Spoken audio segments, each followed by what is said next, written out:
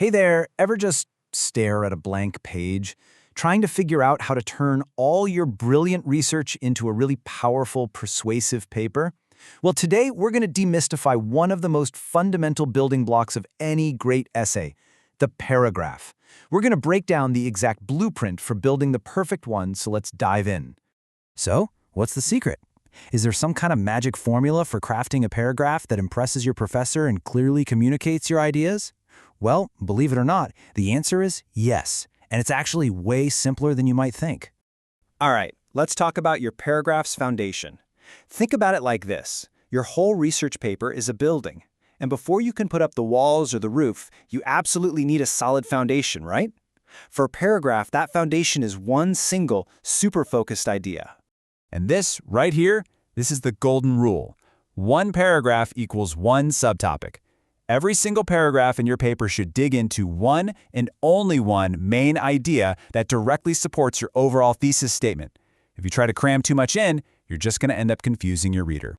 For example, if your main thesis is about climate change, you wouldn't just write one giant rambling section about it, right? Of course not. You'd break it down. One paragraph could tackle greenhouse gases, another could focus on biodiversity, a third on the economic impact, and so on. See? Each subtopic gets its own paragraph, its own dedicated space to be fully explored. Okay, so you've got your subtopic. Now what? How do you actually build the paragraph? Well, we use a blueprint. And honestly, the best one out there is called the PI method. It's super easy to remember, and trust me, it's incredibly effective. So what does PEI stand for? It's simple. Point, information, and explanation. These are the three essential ingredients for every single body paragraph you're going to write. Let's break down each piece. First up is P for point. This is your topic sentence. You can think of it as a mini thesis just for that paragraph. It tells your reader exactly what this section is going to be about. It needs to be clear, to the point, and make a really specific claim. Next up, I for information. Okay, you've made your point, now you've got to prove it. This is where all that hard research you did comes into play. You need to back up your claim with solid evidence. We're talking facts, stats, or direct quotes from your sources. And just think about the power that a single piece of good information can have. For instance, a statistic from NASA stating that carbon dioxide levels have increased by 47% since the Industrial Revolution. I mean, that's not just some random fact, right? That's a powerful piece of evidence that makes your argument super credible and way more compelling. And that brings us to the final and honestly the most crucial part, E for explanation. This is where your voice as a writer really shines through. You can't just drop a quote and walk away. That's a classic mistake. Your job is to analyze the information. You have to tell the reader why it matters and how it proves both the point of your paragraph and your paper's overall thesis. Okay, great. So now you've built a whole series of strong, pie-structured paragraphs. But here's the thing. They can't just sit there like a bunch of isolated islands. You've got to build bridges between them so you can guide your reader smoothly from one idea to the next. And this is where transition phrases become your absolute best friend. Simple words like furthermore, however, or consequently act like signposts for your reader. They get rid of any confusion and just guide them effortlessly through your logic, making your whole argument feel seamless and really professional.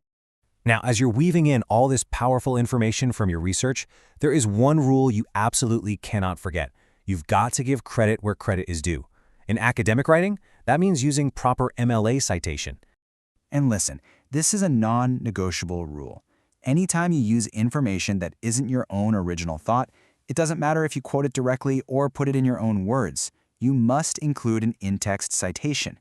And this isn't just about avoiding plagiarism. It's about building your own credibility as a researcher by showing whose work you're building on. And the great news is, the format is super simple. It doesn't matter if you're paraphrasing an idea or using a direct quote from a source. All you need is the author's last name and the page number right there in parentheses at the end of the sentence. That's it. Simple. All right, let's try to put all of this together with another subtopic from our climate change paper, the economic impact. We've made our P our point. So what's our I? What's our information? Well, get this. A report from the World Bank found that climate-related disasters cost the global economy about $250 billion every single year. I mean, that is just a massive, incredibly impactful number. But remember, a huge number like that doesn't just speak for itself. Your job is to do the E in PI, the explanation. You got to break it down for your reader. Explain that this cost, for example, hits developing nations the hardest, which makes global inequality even worse. See how that adds a whole new layer to your argument? Okay, now that you have the blueprint, let's do one last final inspection to make sure your construction is absolutely flawless. Here are a few really common mistakes you'll want to avoid. First off, don't overstuff your paragraphs. Please keep it focused. One main idea per paragraph. That's the rule.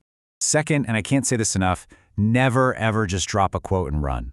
Remember the E in PI. You always have to explain your evidence and connect it back to your main point. And finally, the strength of your entire argument really depends on the strength of your sources, so use good ones. Stick to credible academic materials like scholarly articles, government reports, and books. So there you have it, the PI method. It's your blueprint for building strong, clear, and persuasive paragraphs every single time. The only question left is, now that you have the blueprint, what incredible argument are you going to build first?